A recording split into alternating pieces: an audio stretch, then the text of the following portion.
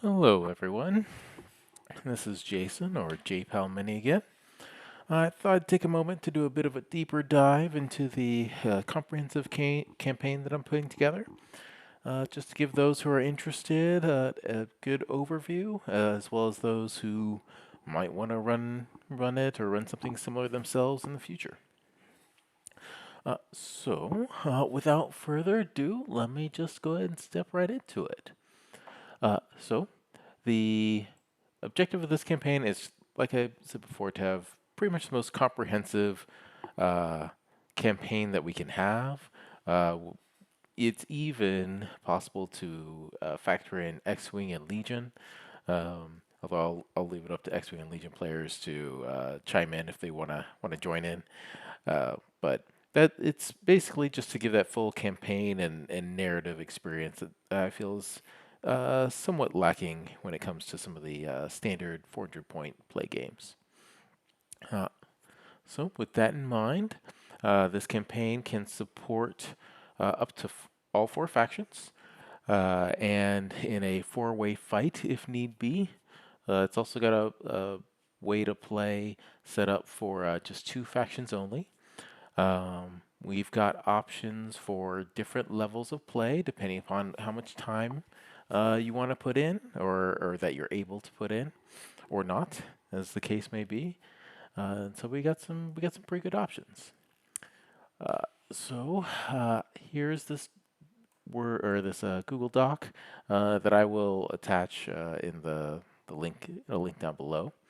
But first off, you have basically just a narrative, Imperial communique, and then a Rebel one as well. I'll go ahead since in my last video, in the last 20 minutes or so, I touched on this quite a bit. So instead of reading those, we'll go to the Rebels. Sure. All right. This first one is if you're two-player, and this second one is if it's a four-player. So, Rebel High Command Communique.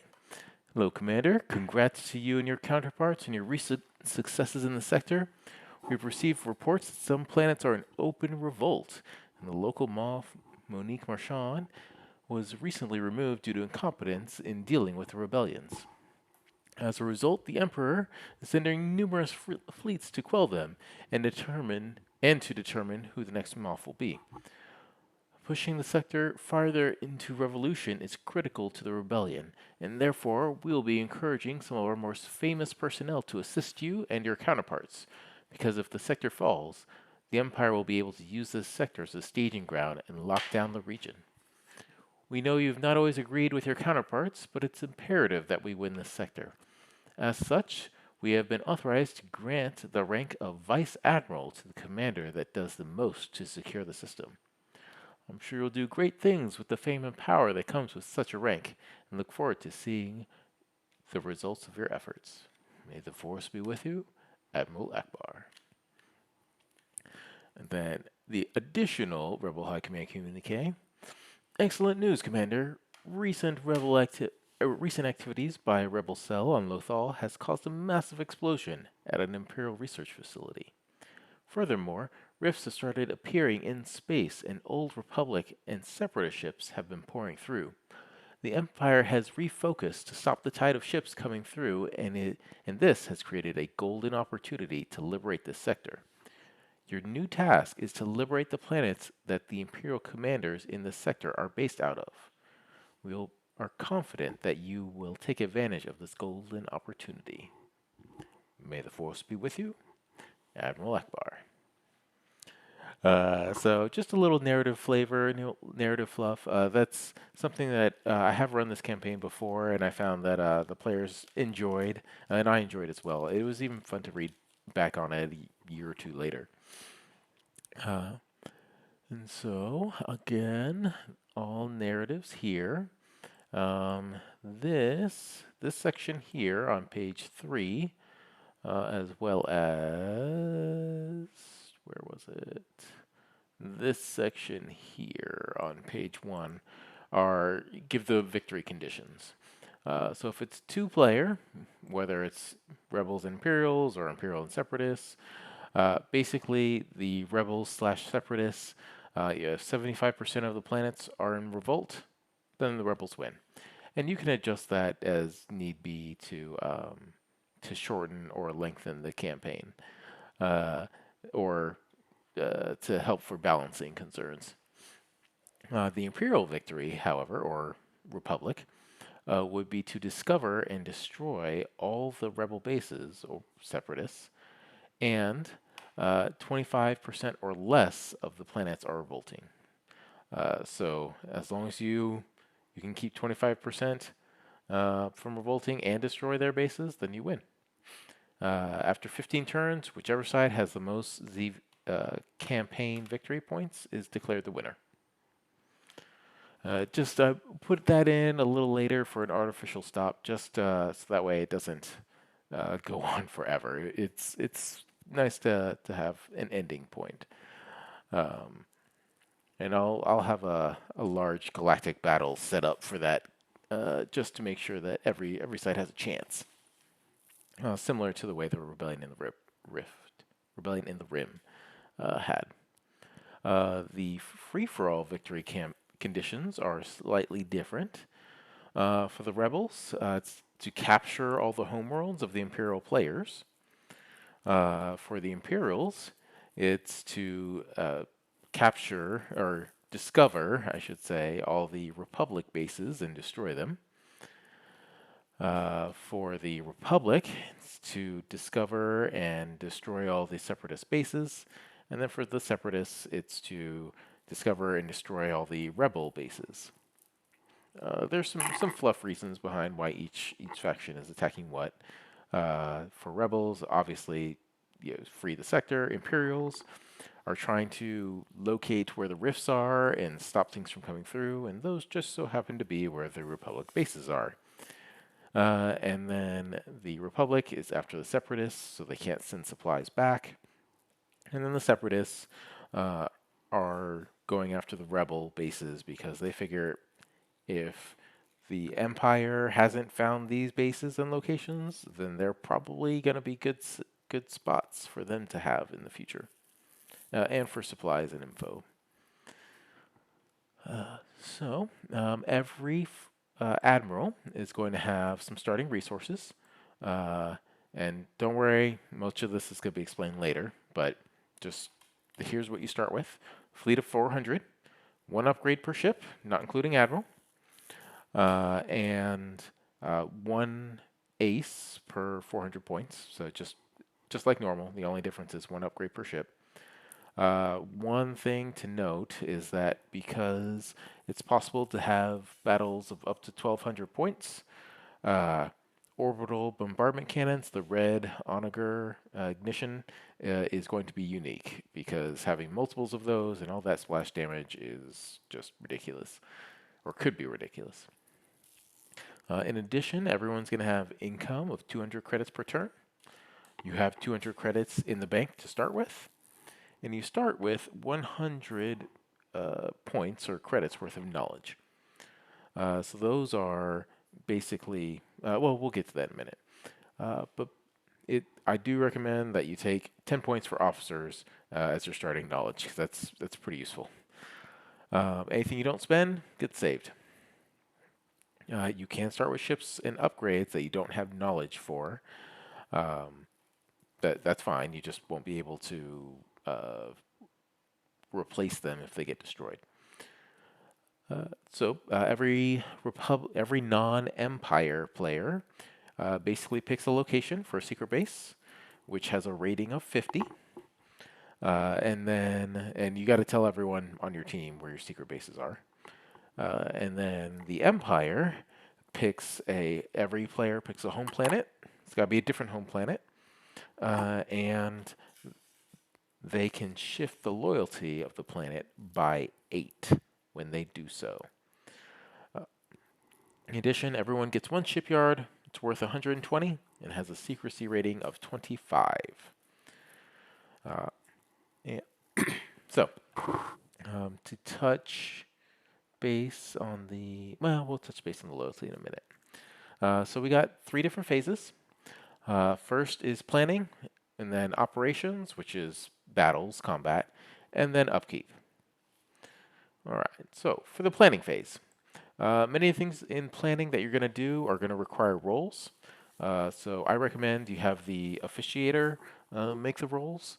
If the officiator is playing, then have the officiator run the make the rolls with the someone from that same faction or a different, sorry, the faction that they're rolling for be present. So if I'm a rebel player and a separatist player is doing some research, I would make the roll, but I'd make sure I have a separatist player there, just to make sure everything's on the up and up.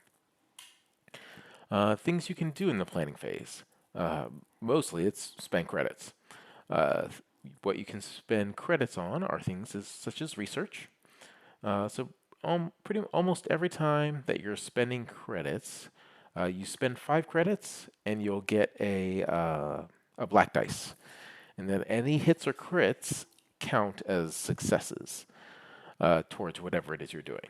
So for research, what you do, you decide how many credits you're going to roll. Let's just say we spent 50 credits. That gives us 10 dice. We then would roll 10 dice to see what we get in terms of how many points of knowledge. When it comes to how you use that knowledge, is basically if you want an upgrade, you just have to spend the corresponding knowledge. So if an upgrade 7 points, you spend 7 knowledge. Same for a squadron. The squadron, although I will say the difference for a squadron is that you research the most expensive squadron. So let's say you're researching some A-wings, and I would have to spend 17 knowledge, which I think is the most for Shara. And then I could use Shara, Tycho, a normal A-wing, green, any of them. You just got to get the most expensive one. Same for ships. Let's say I wanted the Home 1 variant of the MC-80. I would have to spend, well, for ships, it's half cost. So normally that ship is 114, I believe. And so it would be worth 55, 57. Yeah. So I'd have to spend 57 knowledge, and that would get me both variants. So the one worth 114 and the one worth 108. As you can see, it says that right here. The only exceptions to those are the ISD and the SSD. ISD, if you want the ISD 2 and the ISD 1, then it's 60, half of 120. And the SSD, if you research the assault, you get the 2 lower point versions, and if you want the bigger ones, you got to research the most expensive variant of that. All right, so it's worth noting so you've made your research roll. Sounds great. Ooh, and I should take a moment to say that because this is comprehensive, there's a lot going on, and therefore I built an organizer template so to help everyone keep track of everything. So let me come to this is some of the stuff from previous players. So previous turn, anything credits you don't use, you get to keep. There's your income. We'll get to the planet loyalty in a minute. We'll also get to espionage in a sec, but here's research. So, for example, Discord spent 60 credits. He got 12 dice, and he got 9 hits or crits. So, not the best dice roll, but it happens. Then the next option you have is building infrastructure, or ships or squadrons or shipyards. So normally you start out with 200 income. If you want more because you feel you need more, you can build infrastructure if you're the Empire. The other factions have a similar mechanic. It's just not listed here for thematic reasons. So build infrastructure. You spend 5 credits. You get to roll black dice, and then every hit or crit increases your future income generation. So here he spent 100 credits, he got 20 dice, he got an 18, so now his income in the future is 18, or 218. Next, you can also build ships or upgrades, or attach upgrades. You must already have some knowledge of that in order to build something. So, if I wanted to build, the uh, the Liberty Star Cruiser, well, I can't quite do that because I didn't do the research for it. It's worth noting that if you research something and you get it, you can begin building it in that same turn, just for because it makes a certain amount of sense to me. Build or upgrade shipyards. So every shipyard has a rating. The one you first get has a rating of 120, which means that shipyard can build 120 points worth of ships or upgrades or anything. So if you want to do more than that, like say you want to build an IST-2 and have upgrades already attached when you're building it, you're going to have to increase your shipyard rating. So it's 5 credits per point. No dice rolls, you just get 5 credits, or it's just five for 1. The first shipyard has a hidden rating of 25. Everything else after that, all shipyards have a hidden rating of 0, but you can hide them if you wish. In addition, because shipyards are so important, for every 100 points rounded down, that shipyard gains an additional die of anti-squadron or anti-armament. And you use the arm station, so it's 2 blues and 2 reds, and you can add in a black if you want, for that first shipyard, and if you increase it, you can keep going. Let's see. Oh, and then in addition, for each 50 points of knowledge you have, max of 6, or actually I should say, for every 50 points of knowledge, the shipyard gains 1 shield and 1 upgrade slot, up to a max of 6. So, however, your upgrade cannot be super weapons, fleet commands, or fleet support, because those are just a little too powerful. Okay, and then espionage. So this is something for those sneaky rebels or sneaky Imperials, depending upon who, or the other factions as well. But first, you pick a player, any player, including yourself, and you do two or three things. You can either discover, so you spend 5 credits, roll black dice. For every hit crit, you gain knowledge about that player. At the end of the round, so after battles, after upkeep, and all that, you can reveal how much knowledge you have for a particular player and challenge them. And if your knowledge is equal to the hidden rating of their shipyard or their base, you pick, then you discover where it is, and you subtract the difference from your knowledge on that player. It's important to note that meets. I should say meets. Meets. Matches. Okay. That the timing is very important.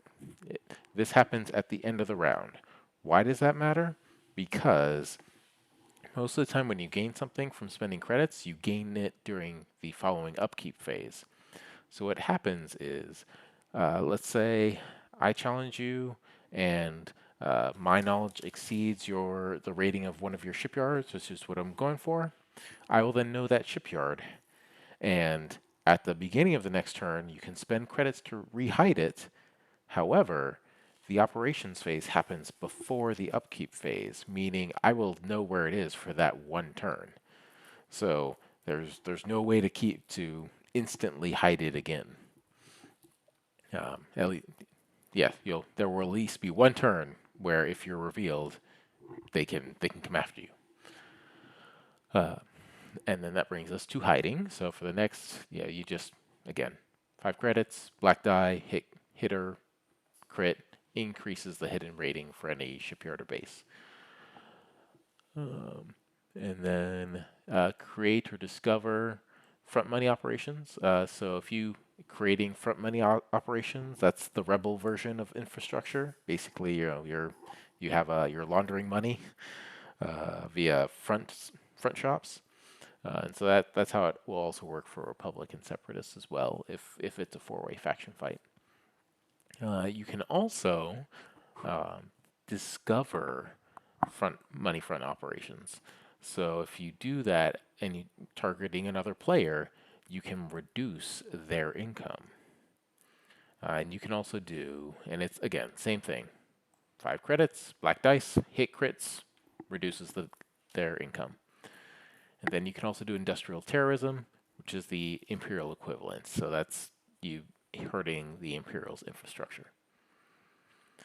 Next, we can have discover local garrisons. This is a pretty important one. Basically, when it comes to fleet compositions, you will not know what the enemy fleet has or what it's comprised of before the battle takes place, because it's in warfare you don't typically reveal what your army is to the enemy. So if you want to discover a little bit about them, then you can spend money on discover local garrisons. You spend credits. If you spend 10, 20, or 30, you get to know their total fleet points within 150, 100, or 50, depending upon how many you spend. Ships in dry dock are not revealed because they're technically not part of a fleet. Your discover local garrison points credits that you spend on them do not carry over from round to round. So you want to make sure you save up some, or make sure you have some credits set aside for this every turn, or every turn that you're fighting. So let's say enemy fleet has 600 points and you spend 10 credits. Then the enemy player, rolls a d3, adds or subtract that number times 50 from their fleet point total, and that's what they tell you. So they can add or subtract, make themselves seem bigger or smaller, depending. So it's a big deal. It's also worth noting that if you get into trouble and you realize you're heavily out, or the fleet points are heavily out one-sided, if you spend discover local garrisons, you can drop out of hyperspace and not have to do that fight. So it's pretty useful. And then speaking of fleet building, basically all the players create a fleet from any ships or squadrons that are not in dry dock. Do all the normal rolls, except you got to have at least 100 points for a fleet. 1 flotilla per 200 points, 1 ace per 100 points. Fleets can go up to 600, but it's after you follow these for squadron counts. Basically, I'm trying to keep the squadron percentage the same for a fleet, because I did not want a fleet of one hammerhead and 70 points worth of squadrons, or 130 points of squadrons, something like that. It seems silly. So 33% up to 400, and then 134 up to this 536, because that keeps it in line with, that's basically 134, and then 25% after that, so up to 150. You can have multiple fleets, but the main fleet's going to be your biggest, and secondary is the second biggest, and so on. It's worth noting, I probably should have said this at the beginning, is that we do have, I've got it set up where if you have a lot of time and you can make the time for this, then that's great. But if you don't, then there's still a role for you. So if you're listening to all this and go and freaking out because it seems like it would take a lot, I would not do so. There, we've got something for you too. Or if you're thinking, oh man, this sounds great, I just don't have the time, don't worry, we got something for you. So let's see. Oh yes, any ships or squadrons that you don't have assigned to a fleet are just going to be hanging out at your largest shipyard. That's yeah. Although you really don't have that happen very often. All right, so that's it for the planning phase. So just kind of to come over here to this, the spreadsheet on this side, you can see where they spent credits on research, building infrastructure, didn't do anything to discover rebel bases. This is the Imperial sheet, or hide shipyards or anything like that.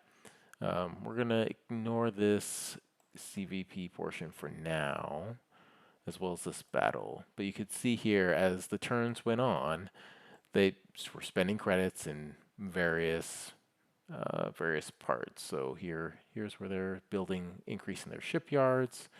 See, they're not really building any ships until turn 3, and that was just their personal choice. They were felt like they were doing fine without it um, until round 2, which is when they decided they need to repair or build a bunch of things. Uh, but yes, then we'll step right into the operations phase. So this is where the battles take place.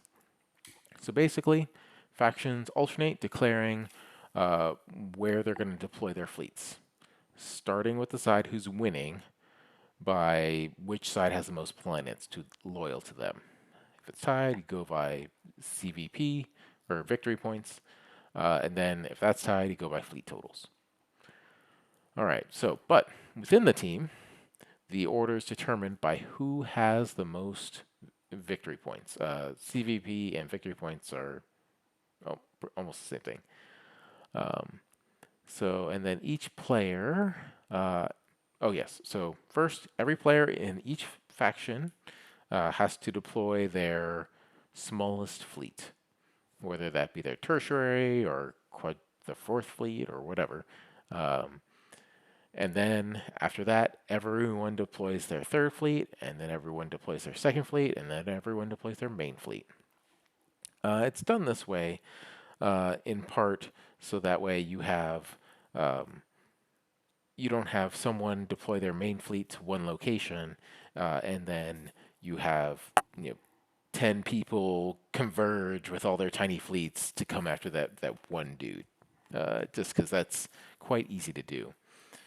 And then in addition, it gives you a little bit of knowledge because if this player over here has 5 fleets and you only have one, those 5 fleets are probably pretty weak.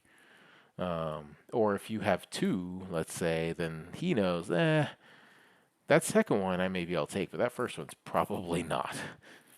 So it gives you some insight, but not too much. Okay, so anytime a fleet deploys to a location, they can declare if they're using discover local garrisons at that location. And so if you do declare that it was used, then the opposite team will, of course, give the appropriate info. And then if either side uses discover local garrisons and they decide they don't want to fight, they can drop out of hyperspace. And you have to spend it. It can't be an ally, and it can't be a different faction. It's if you spend it. So if you don't spend it and your opponent does, they can drop out and you can't because you don't know that they're there. Faction players, you can discuss amongst yourselves where you want to deploy as needed. Multiple players of the same faction can go to the same location, but only the one with the most fleet points will get the planet bonus, and they only get it once. And I'll touch on the planet bonuses shortly. And then if a faction is the only faction to deploy at a location, it's considered a show of force. And then if 2 different factions have deployed to the same location, then it's a fight.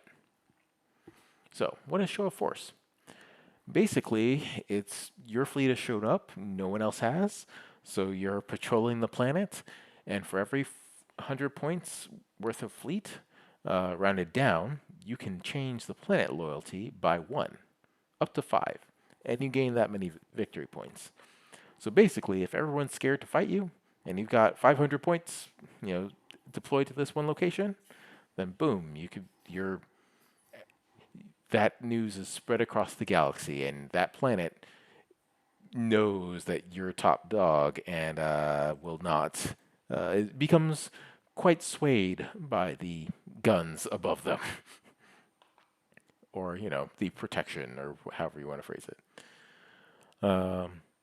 Whenever you change the planet loyalty, you can increase your faction or reduce loyalty to another faction. Any planet with a loyalty of 5 or more for a particular faction is loyal to that faction, and you can only be loyal to one faction at a time. So, let's get to this galactic map here. All right, so we're going to touch base here on the locations. I use the Rebellion in the Rim map and all those planets. You can see each planet is loyal to only one faction. And you have Empire loyalty or Republic loyalty. If it's 5 or less on the Empire scale, meaning it is not loyal to the Empire hardly at all, it is in fact loyal to the Rebels if it's 5 or less. If it's 15 or more, then it's goes up to then it's Imperials. Similar for the Republic and the Separatists. If this were 5, then it would arguably be loyal to the Separatists, but it can't be loyal to Separatists and Rebels at the same time, so whenever the faction loyalty would be changed, they would have to increase this by 2 first, and then reduce this by 1. That's kind of how that works.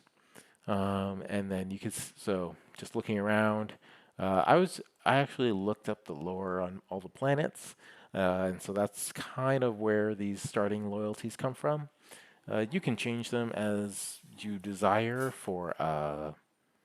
to make things a little more aggressive or shorten the campaign. And then the Republic loyalty, I tried to keep it similar. However, if something was loyal to the Republic, it was usually loyal to the Empire, so that's a little more scattered. Every planet has a strategic bonus. So, if you are the only one to deploy to a particular location, or say your faction is the only faction to deploy there, and you have the biggest fleet, you then get whatever one of these bonuses say. So, for example, this one's +5 permanent to one of your shipyards. This gives you, let's see, buying favor. Oh, this one just gives you straight up credits. +10 credits, max of 30 for every 100 points you have there.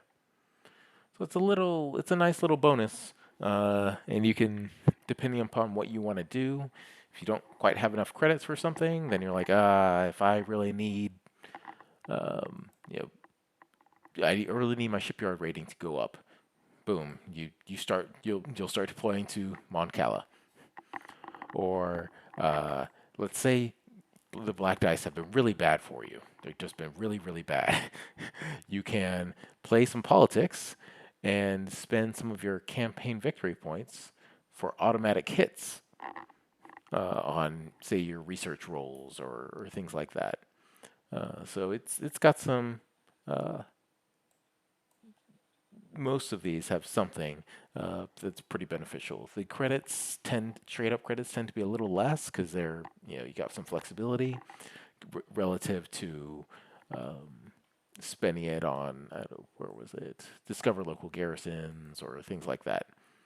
It's worth noting that if you do this one, just get 30 credits to spend on discover local garrisons, that will be useful for the next round because you don't get the bonus until the round's complete and you discover whether or not you're the only one there or if you have to actually fight a fight. So, just to give an example, Rebel fleet of 399 points. Those are show of force at any planet. That planet's loyalty is 4 for the Republic and 6 for the Empire. Loyalties at 4 Republic. That doesn't make much sense. Rebel reduces. All right, here we go. All right. And it has a bonus of 20 credits per 200 fleets, or 200 points. I should say 10 per 100. There we go. All right, so Rebel player deploys it there. They reduce the loyalty to the Empire by 2, so that would make it 4, or actually they'd reduce it by 3. And then they'd also get 3 campaign victory points, and they would get 30 credits. So it's relatively simple how that works. Now the new loyalty rating, Empire loyalty. Oh, actually, I'm sorry, you can't do that. You've got a Republic loyalty rating of 2 or 4. So what you need to do is reduce or increase the Republic rating by 2, and then reduce the Empire rating by 1. All right, I'll do that later. Sorry, this campaign has been modified to originally when I did it, it was Empire and Rebels only.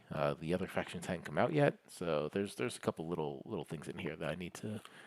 I thought I got it all, but anyways, okay. So on to launch attack. This one is the one that's complicated, and don't worry if you've found it's been a little much prior to this. Well, get some caffeine because this one is pretty good. So if ships from different factions go to the same location, you do a battle.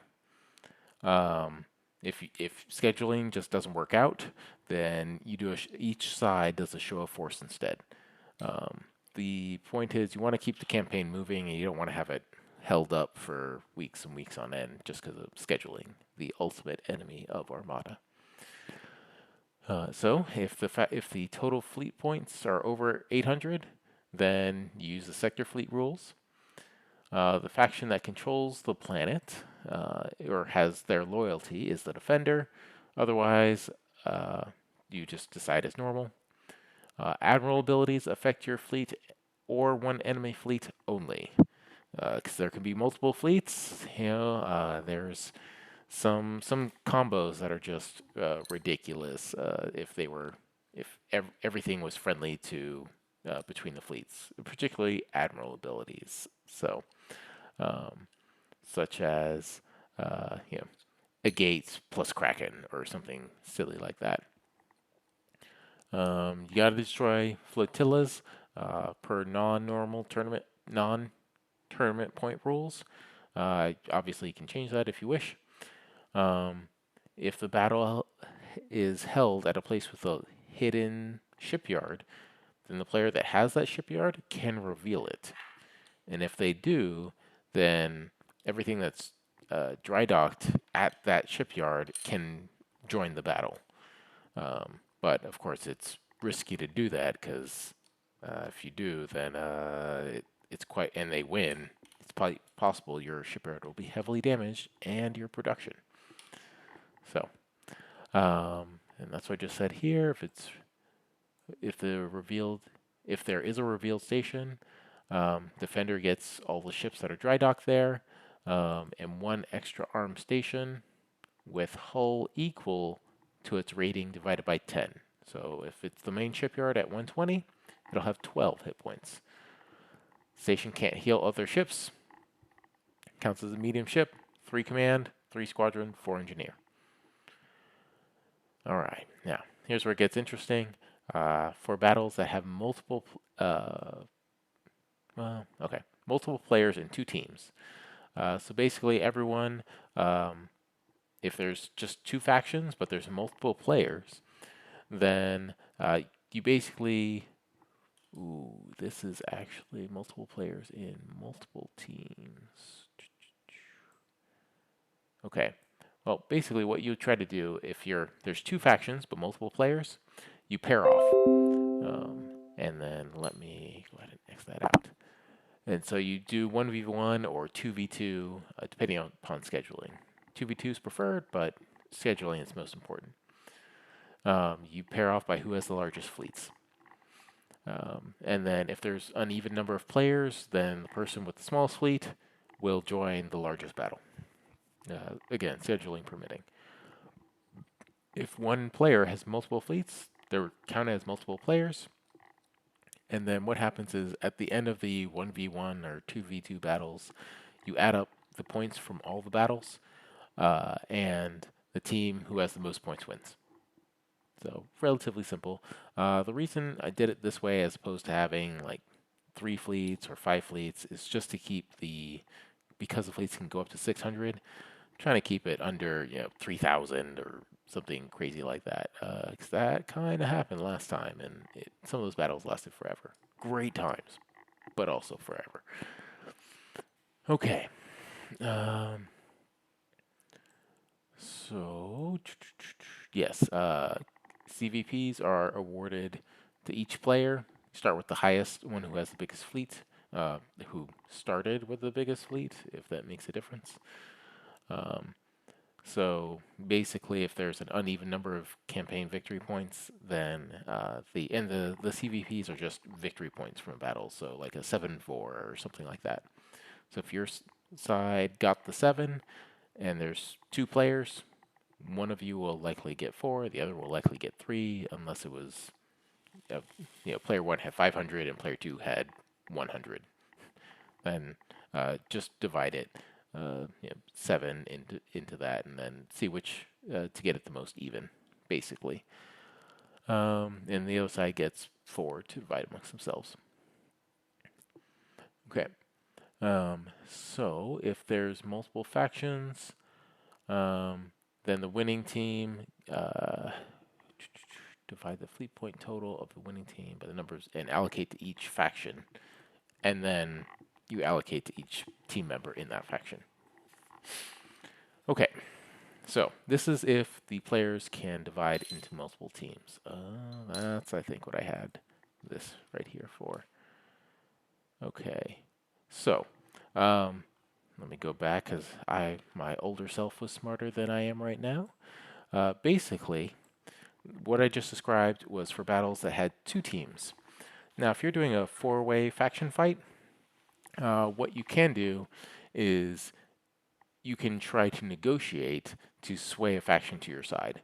You can promise campaign victory points, future favors like attacking certain locations or not attacking, but you can't exchange ships, squadrons, research credits, etc. Knowledge, anything along those lines. But sometimes it's helpful if one faction seems to be running away with it. Everyone teams up. But again, that's if the factions can be divided up into 2 teams. If you cannot divide yourselves up into 2 teams, then you do everything as above with multi-faction or multiple players, except, well, here's what you do. So you divide the faction into 2 teams as evenly as you can. Obviously, factions that did not agree to be on a team are not friendly to each other. If the team with non-friendly factions wins, then those 2 factions immediately has another fight, another battle. You don't repair any shields or any hull. You just immediately go into that fight. And then whichever side wins gets the CVP and the planet bonus. Basically, what this represents is it's a giant battle, giant scrum. Your allies temporarily, but not really. And then after the fight and the enemy is vanquished, they turn on each other. So there's no time to repair shields or anything along those lines. All right. So that's the battles. After the battles, you look at tournament points. This is the CVPs that you would add to your score or divide amongst yourselves if there's multiple players on one faction. Um, and then after you determine the victory point spread, so 7-4, let's say, then you move the planet loyalty by, that would be 3 in whatever direction or any of these as you wish. So you can increase that by 2 and decrease that by 1. Okay, then if you lose, for every 5 points that your opponent's fleet has that's bigger than yours, you get a credit. Just as a helpful balancing technique, catch-up mechanic. So that way, if someone's running away with it, the other side starts getting some bonuses, starts getting some help. But again, it's only if you lose you get that. Similar to Rebellion in the Rim. And then if you want to leave, you just follow the same rules in Corellian Conflict for hyperspace. I believe it's you can hyperspace after round 5. Might be 4, I'd have to check. I don't remember off the top of my head. But that's if you want to try to leave. So you'll need to track the damage and destruction of any ships and squadrons. And that damage carries over if the ships aren't repaired. So each time a ship or squadron is destroyed, it gets a scar token and loses a defense token. If it loses everything, then it's just completely destroyed, and you can't get it back.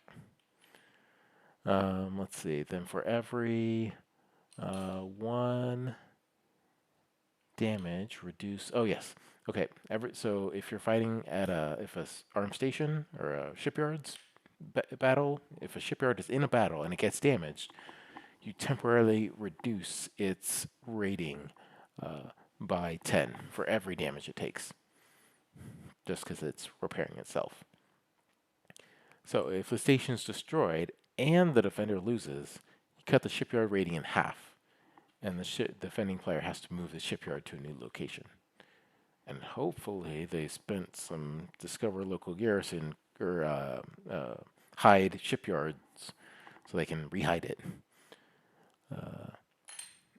Let's see. Ships and shipyards in dry dock start the battle as close to that station as possible. And then galactic battle. Okay, so for those of you who don't feel as though you have time to commit to play, or you think you might need to be in and out, or whatever the case is, this is a section for you.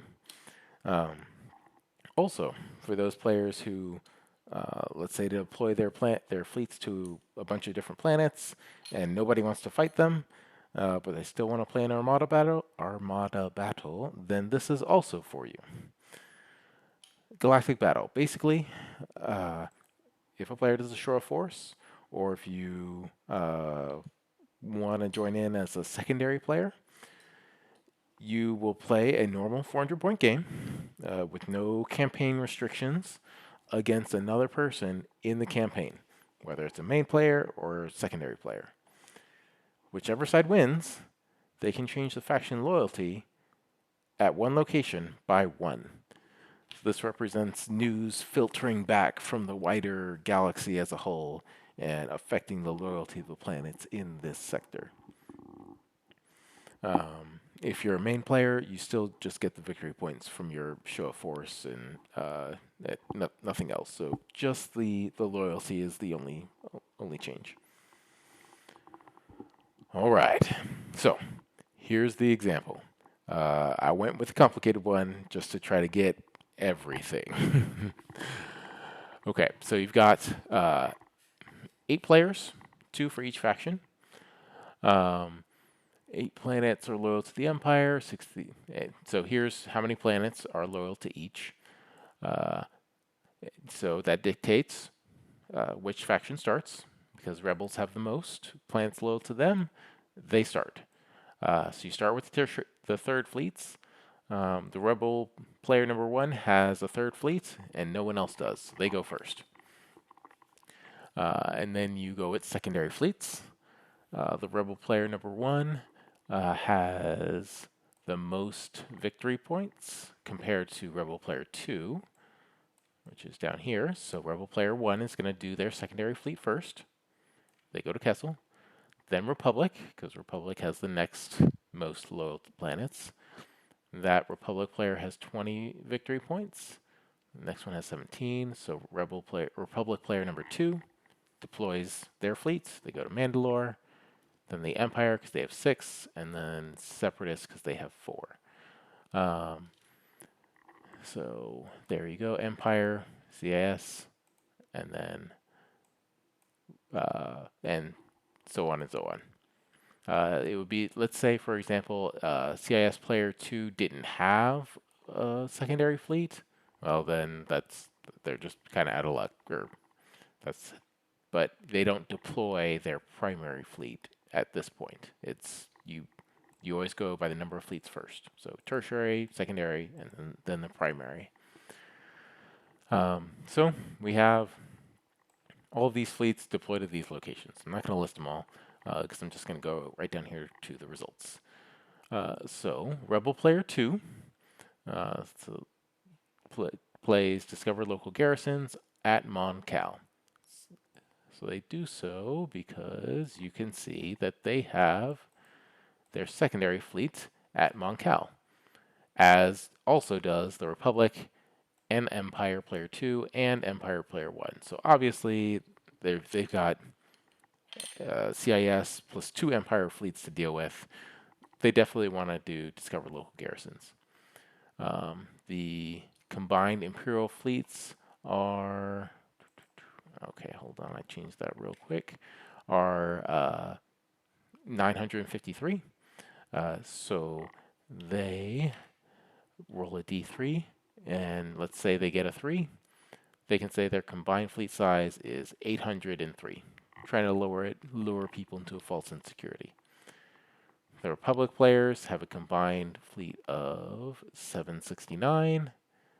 They roll a d3, get a 1. So they would say their fleet size is 819. Rebel player 2 has 400, or sorry, the Rebel player has 469. So they decide these fleets are a little too big for them, and they drop out. Now, if you drop out of hyperspace, whatever fleet you dropped out of with is done for the turn. You don't get a victory points from it, or fleet or planetary bonuses or anything. It's done. They dropped out. All right. Rebel player 1 deployed to Kessel. They're the only player to deploy there. So they get 5 victory points. They get the planet bonus once, which is 30 credits. This one.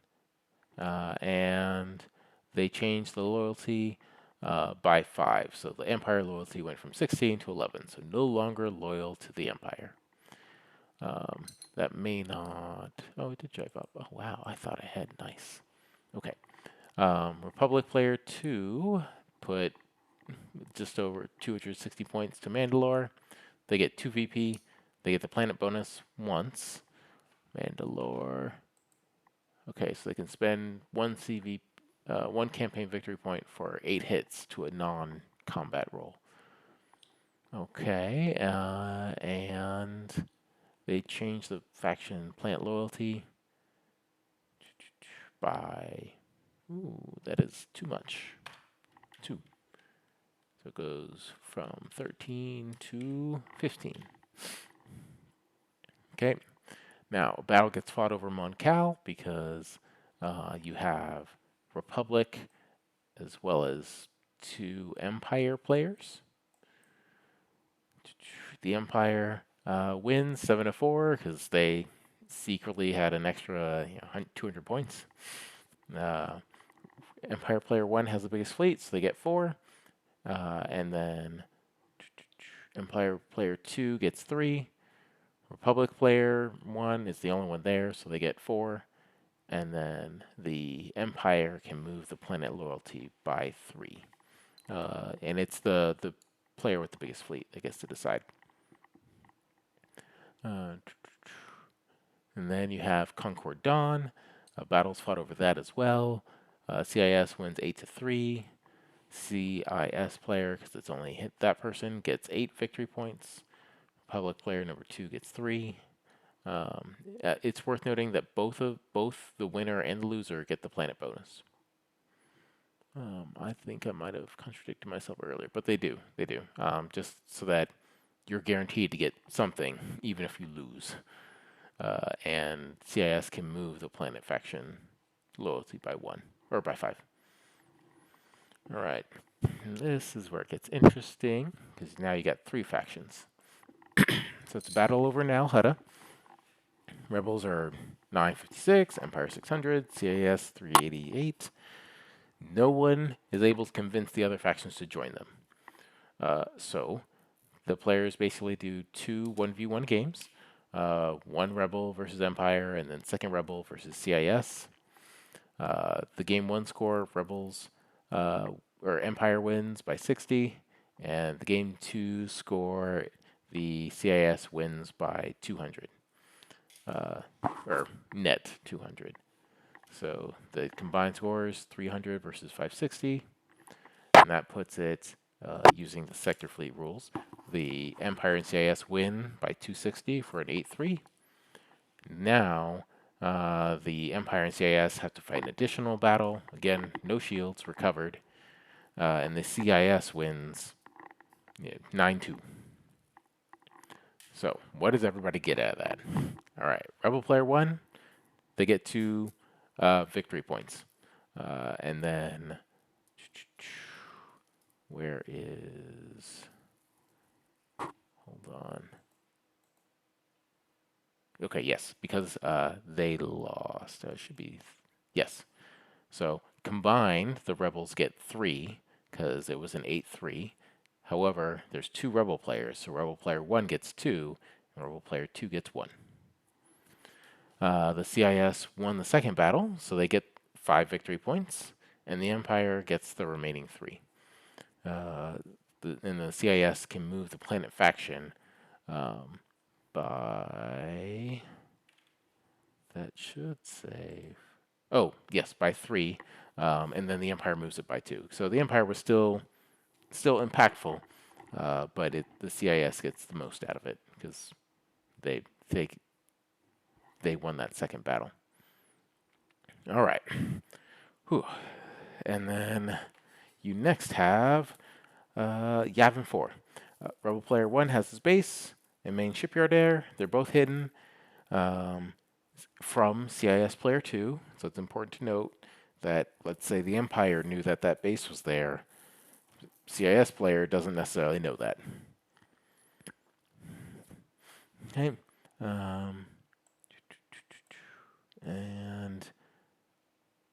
But because Rebel player didn't deploy any fleets to Yavin 4, they decide they're not going to reveal the shipyard because it'd be a shipyard versus an entire fleet. So there's no battle. The CIS player has 550 points. They gain 5 VP, and the planet bonus, planet loyalty, changes by 5. So they effectively did a show of force this turn. The CIS player did, and because of that, and they didn't get to do any normal battles or any campaign battles, they get to do a galactic battle, and they can swing a planet's loyalty by 1. Empire player 1, Empire player 2, both at Moncal. Empire player 1 gets 5 victory points. Empire player 2 gets 2. Is that Moncal? Did I say Moncal twice? Looks like I did. Essentially, what this example here is trying to say is that if 2 players of the same faction deploy to one location, it's a show of force. And then you just divide it up by who has the biggest points. And that's the end of the example. There is one other thing you can do. If you have ships that are not They're not doing a whole lot for you right now. You can send them to join the larger fight. For every 50 points of ships and squadrons and upgrades, or sorry, ships and upgrades, you get 1 campaign point. And then you also have to roll a certain number of black dice for each ship, and that determines how much damage it gets. So small, it's 1 black dice. Medium, it's 2, and 3 for large, and 6 for huge. So that's just, if you loan your ships out, they can get damaged. That is the end of the operations phase. So we have finally moved into the upkeep phase. At this point, it's when you gain all your credits from the economy. If you're not an empire and your last secret base was destroyed, you lose 100 credits. So you want to keep your secret base because that's half of your starting income. And empire loyalty or empire, if your home planet is loyal to another faction, you lose 100 credits. So that's why you can, whenever you start, you sway it by 8. And you have a vested interest in making sure no one captures it. Every planet that's loyal to your faction gets 50 credits for the faction, divided amongst the players. And the player who has the smallest fleet point total, as well as the player who has the least victory points, both get 100 credits. And it can be the same player. So just a little catch-up mechanic there. And then dry dock. So put any ships or squadrons into dry dock. If you do, you can't use them next turn. But you can add upgrades to them, or you can repair them, or you just put them in there because they don't count for upkeep. For repairing, basically you divide the fleet point cost of the ship by its hull, and that's how many points it takes. So, and then it's half the cost of the ship to remove a scar token. So for a GR75, the 18-point version has 3 hull. So you divide 18 points by 3 hull, 6 credits per hull. CR90A, 44 points for 4 hull. It's 11 credits for each hull. Just a note, I do know that the rebels tend to have less hull and more shields. That seems fair so that means that it's more expensive to repair the hulls. That seems thematic because it's harder to find their stuff. It's all black market. Also, shields repair for free, so that's a bonus for them. Non-unique squadrons can still be repaired for their full cost. So it's essentially like building a new one, but someone asked that earlier. So, and then if you have multiple shipyards, you got to say which one it's at, because if that squadron or shipyard is discovered, it's going to be there. And finally, you got to pay for your ship upkeep. So, you add up the cost of everything that's not in dry dock, multiply by 10%, plus 5% for each of your duplicate commanders. And if you don't, and you pay that amount in credits. And if you don't have enough credits, you got to put more stuff in dry dock. So why the commander thing is because I'm looking at you, a gate. We did not want to have multiple fleets of 100 points worth of ships or squadrons. So think like 5 different fleets, each with a MC-30 with a gate on them. That would just be egregious. So let's see what that looks like. If you have 3 fleets, they all have a gate, and the total points of all those fleets is 100, then it's going to be, 1,000. It's going to be 1,000 times 10% plus 5% for each a gate. So the first a gate is 0 because it's your first one. The second one's plus 5%. Third one's plus 5%. So in other words, it's 1,000 times 10% plus 5 plus 5, or 20%. So your upkeep is 200 credits. At this point is when you gain the results of your research and your ships. And that's really it. Other than that, correlating conflict rules in case I forget something, but except for the scarring rules above. No green objectives. Oh, uniques. Um, each unique is one per player. However, uh, they can so one per player, and they cannot be in the same battle. So if let's say you have two people from the same faction show up and they both have Merrick Steele, or one of them has Officer Vader and the other has Admiral Vader for whatever reason, then you've you've got to lose one because we're not going to have duplicates. The person who has the smallest fleet point total gets to decide who keeps it, because presumably, because they have a lower fleet point total, it's more important to that fleet. No penalty for loss of admiral, so you can't kill Sloan or whatever permanently. There's no veterancy because that would just be ridiculous to keep track of. And of course, you can't share research credits, anything like that. And here's where I'm just saying if it has 15 or more loyalty or 5 or less, then who it's loyal to. And then FAQs on this. Each research is individual. Do you need to research things for your starting fleet? Nope. If you research something, can you start building it right away? Yes, but it won't be available until your next upkeep phase, so until the start of the next round, essentially, or the end of this round. Objectives, you pick new objectives for each fleet every turn because your fleets are constantly changing.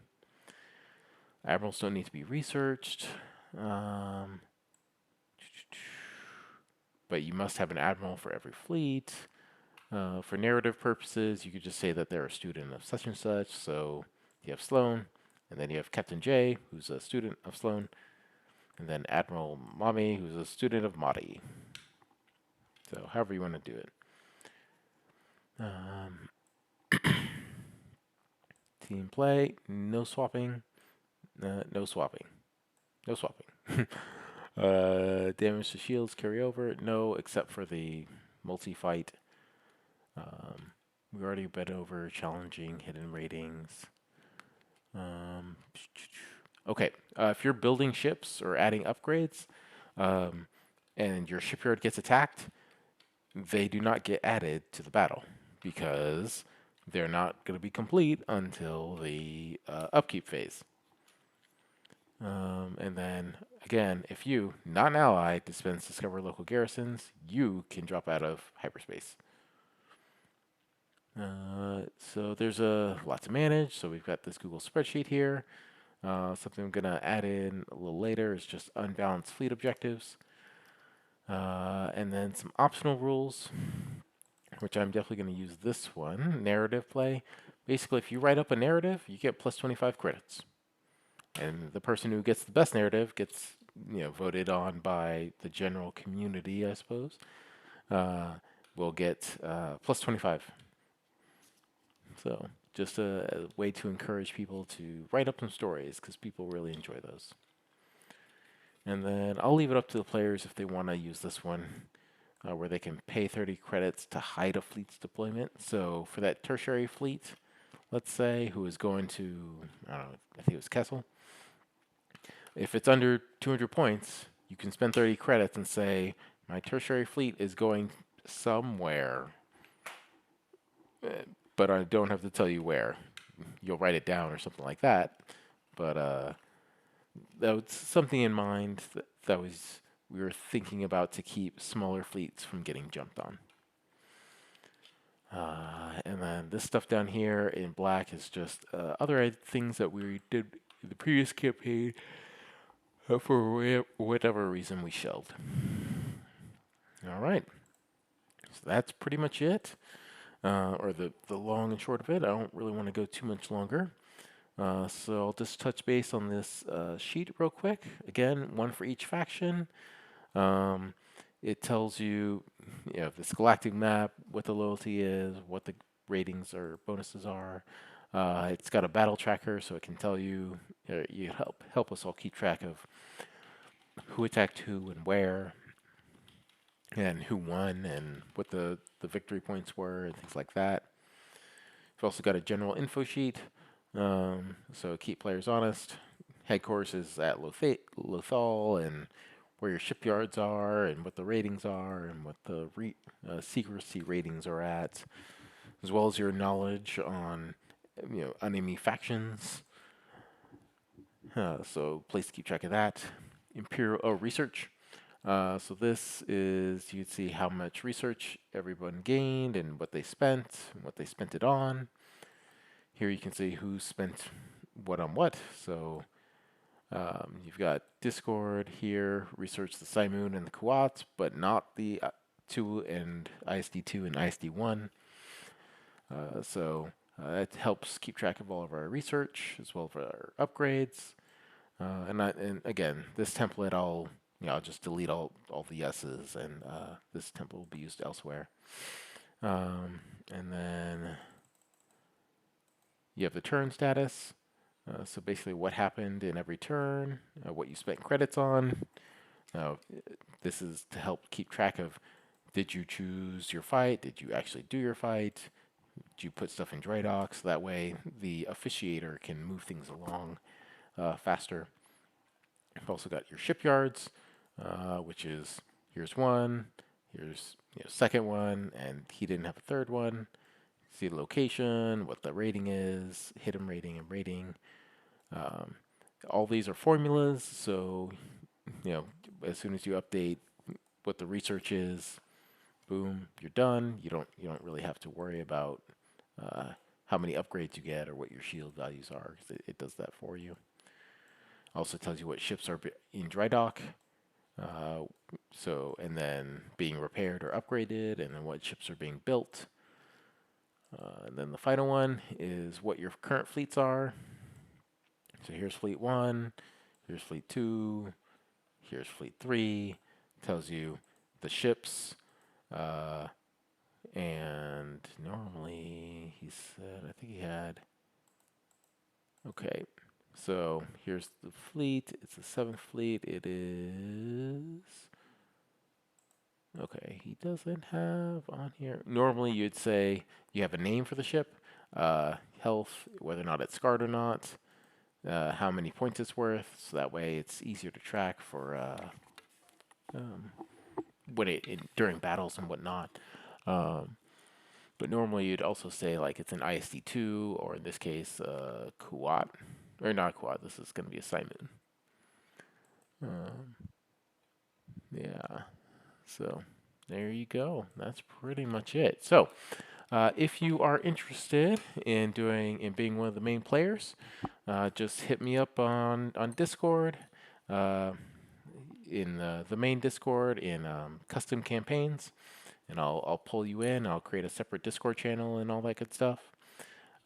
If you want to be a secondary player, then you can also hit me up, and we'll just have you listed as a secondary player, and you can join in, and you can read all the narratives and all that good stuff. I may just post the narratives in the custom campaigns just for other people's interest. I'll talk with the channel organizers, make sure that's cool. But yeah, that's pretty much it. Oh, if you think you can have time and you can make it, but then you might have to drop, that's fine too. We can basically, in lore wise or narrative purposes, Admiral Hespin Luna, who was the successor to the late Discordia. So Discordia was the original for Discord, and then the ship got shot out from under him, and so now he had Hespaluna. But if, let's say, Discord had to drop, then we would just have that person get replaced with a new person, a new name, and then they carry on using that fleet. putting the general call out to see who's interested, and so we can get this thing going. Oh, we will be doing. I will make some rulings on the new rapid reinforcements too, as well as my custom ones that I've done myself. So the Republic and Separatists should get a few additional squadrons as well. So it'll be fun times for them. So that's all I got. I've gone a little over time. So I wish you the best of luck, and hopefully you'll be interested in, if nothing else, in just listening to the narrative. And I will wish you good day.